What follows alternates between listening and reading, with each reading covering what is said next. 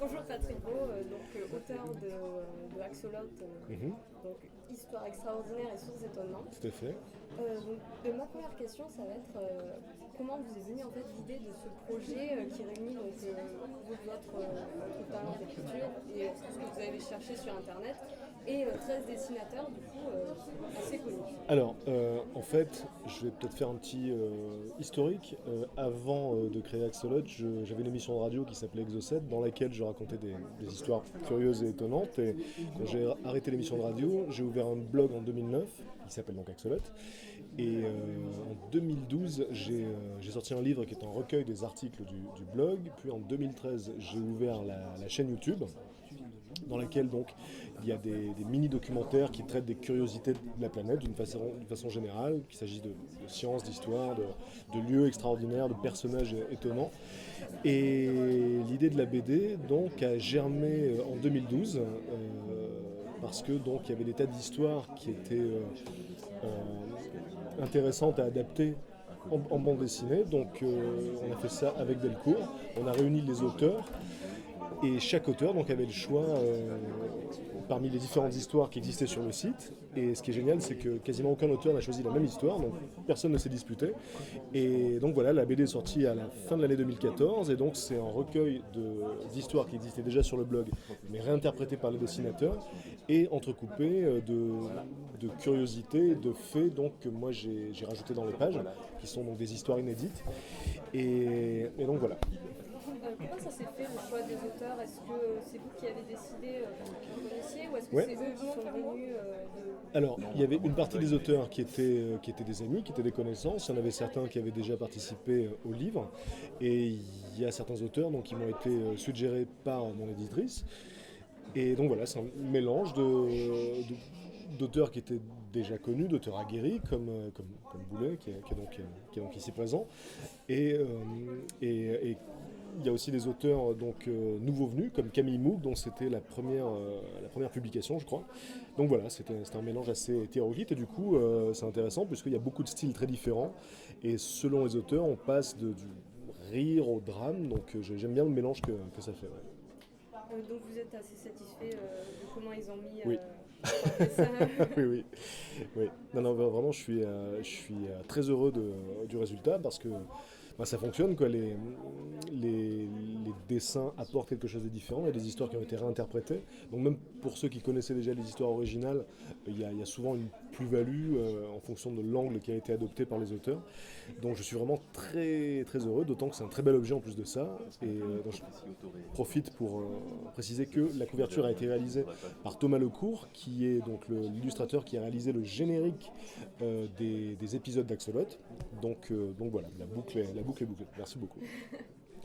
Et donc, pour revenir un peu sur toutes ces histoires étranges, comment c'est venu l'idée de raconter aux gens, au monde entier, des histoires comme ça? En fait, moi, c'est quelque chose qui m'a toujours intéressé. J'ai toujours aimé m'étonner. Et en fait, quand j'ai commencé l'émission de radio, c'est là que j'ai réellement commencé à chercher de façon systématique des histoires chaque semaine, puisque l'émission était hebdomadaire. Et donc, j'ai commencé à constituer une base de données d'histoire assez conséquente. Et quand l'émission s'est arrêtée, j'ai continué à le faire pour le plaisir. Et j'avais envie de continuer à partager ça avec les gens, puisque forcément c'est toujours mieux quand on partage. Et donc voilà, c'est vraiment pour le plaisir de partager le sentiment d'étonnement qui m'anime personnellement. Donc voilà, plus ça peut être partagé avec les gens, plus je suis content. Ça fait longtemps que vous vous étonnez justement sur ces histoires extraordinaires? En fait, depuis toujours, je crois que j'ai gratté l'œil, donc je sais pas si je couperai au montage ou pas.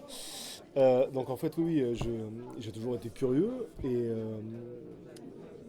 c'est depuis l'émission de radio effectivement que j'ai commencé à le faire de manière plus organisée, quoi. Donc en collectant le plus possible d'ouvrages qui traitaient de curiosités du monde ou d'histoires étonnantes et méconnues. Voilà, mais c'est quelque chose qui m'a toujours intéressé, j'ai toujours été curieux. Voilà.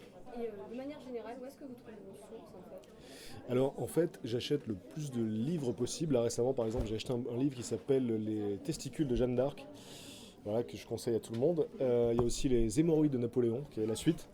Et c'est vrai, hein, ce que je dis là. Et en fait, c'est un recueil d'anecdotes historiques méconnues, mais qui parfois ont eu une influence considérable sur la grande histoire. Donc, par exemple, si Napoléon n'avait pas eu d'hémorroïdes, il aurait peut-être réussi à gagner la bataille de Waterloo.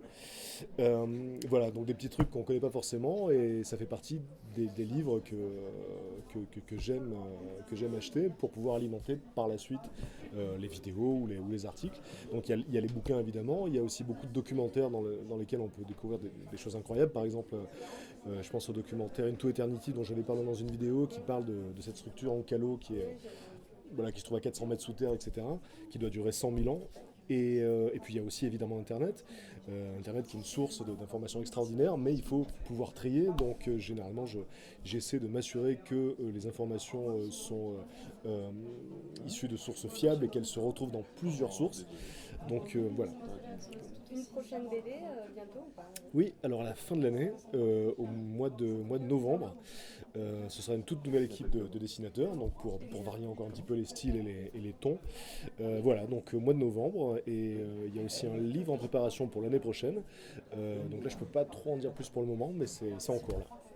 Et ma dernière question, parmi le recueil que vous avez donc, dans la BD, c'est laquelle votre préférée? Ma BD préférée, là, ça va être très compliqué à dire, hein, parce que vraiment je les aime toutes pour différentes raisons. J'adore celle qu'a fait Gilles, donc le Turc mécanique, parce que c'est une histoire extraordinaire. J'aime beaucoup aussi les phénomènes, les effets psychologiques qui ont été illustrés par Adrien Méniel aussi, qui fonctionnent très très bien. Mais en fait, je vais tous les citer parce qu'ils ont tous leur charme. Là, c'est vraiment une question piège. Je ne pourrais pas en citer une en particulier. C'est vraiment des histoires que j'adore pour la plupart. Donc, c'est un peu comme choisir entre ces bébés. C'est très compliqué. Donc voilà. D'accord. Eh bien, merci beaucoup, Patrick. Merci.